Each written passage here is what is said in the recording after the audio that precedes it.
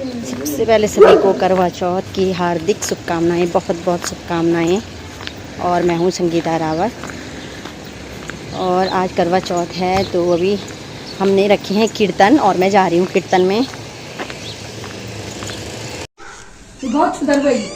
सभी को करवा चौथ की बहुत बहुत शुभकामनाएं भाई। ये देखो क्या सज धज रखे हैं भाई लोग।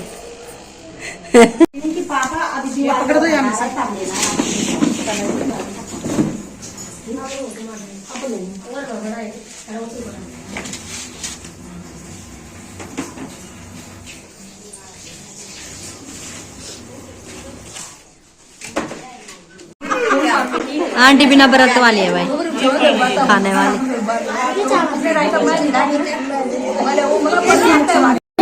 एक पुत्री और 7 पुत्र थे। साहूकार के पुत्र भोजन करने लगे तो उन्होंने अपनी बहन से भोजन करने के लिए कहा। बहन बोली, भाई अभी चंद्रमा नहीं निकला है, उसके निकलने पर ही मैं अर्घ्य देकर भोजन करूंगी।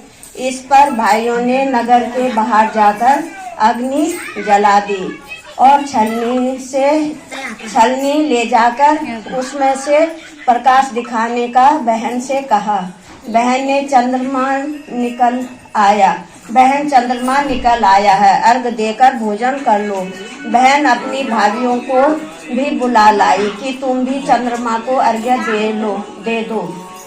किंतु वे अपने पतियों की करतूतों को जानती थी। उन्होंने कहा, भाई जी अभी चंद्रमा नहीं निकला है। तुम्हारे भाई चालाकी करते हुए अग्नि का प्रकाश छलनी से दिखा रहे हैं। किंतु बहन ने भाभियों की बात पर ध्यान नहीं दिया और भाइयों द्वारा दिखाए प्रकाश को ही अर्घ्य देकर भोजन कर लिया।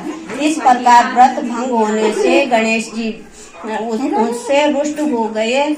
इसके बाद उसका पति सख्त बीमार हो गया और जो कुछ घर में था उसकी बीमारी में लग गया। साहूकार की पुत्री को जब अपने दोस्त का पता लगा तो वो पश्चाताप से भर उठी। गणेश जी से क्षमा प्रार्थना करने के बाद उसने पुनः विधि विधान से चतुर्थी का व्रत करना आरंभ कर दिया। श्रद्धा अनुसार सबका आदर सत्कार करते हुए सबसे आशीर्वाद लेने में ही उसने मन को लगा दिया। इस प्रकार उसने श्रद्धा भक्ति सहित कर्म को देखकर गणेश जी उस पर प्रसन्न। अरे बेटा, पुत्र वधू के साथ एक नेत्रहीन बुढ़िया रहती थी। वह श्रद्धा पूर्वक विधि विधान से नित्य ही गणेश जी की पूजा अर्चना किया करती थी।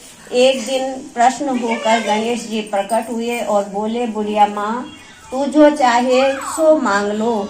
बुढ़िया बोली, कैसे और क्या मांगू, मुझे तो मांगना आता ही नहीं है। तब गणेश जी बोले, अपने बहू बेटे से पूछकर मांग लेना, मैं कल फिर आऊंगा। बुढ़िया ने बेटे से पूछा तो बेटा बोला कि धन मांग लो। बहू बोली कि पोता मांग लो। तब बुढ़िया ने सोचा कि ये दोनों तो अपने अपने मतलब की बात कह रहे हैं। अतः बुढ़िया ने पड़ोसियों से पूछा।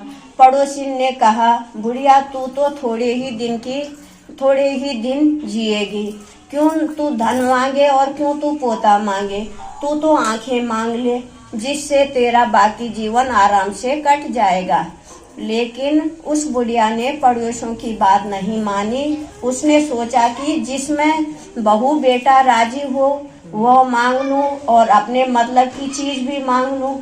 अगले दिन गणेश जी आए और बोले, बुढ़िया माँ जो चाहे सो मांग ले। बुढ़िया बोली, यदि आप मुझ पर प्रश्न हो तो 9 करोड़ की माया दे, निरोगी काया दे, आंखों की रोशनी दे, पोता दे, सपरिवार को सुख दे और अंत में मोक्ष दे। गणेश जी बोले, बुढ़िया माँ तूने तो हमें ठग लिया, किंतु तेरा वर तुझे मिलेगा। तथास्तु इतना कहकर गणेश जी अंतर्ध्यान हो गए। बुढ़िया को वर के अनुसार सब कुछ मिल गया। हे सिद्ध विनायक गणेश जी, जैसे तुमने उस बुढ़िया को सब कुछ दिया है वैसे ही हमें भी देने की कृपा करना। बोलो गणपति महाराज की जय।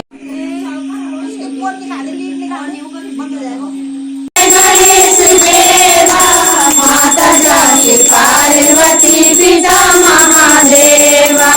हार चढ़े फूल चढ़े हार चढ़े में।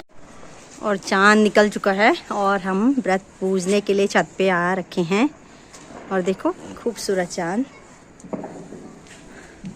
और हमारी माही ने देखो कितना सुंदर सजाया है यहाँ पे छत में। और पतिदेव भी पहुँच चुके हैं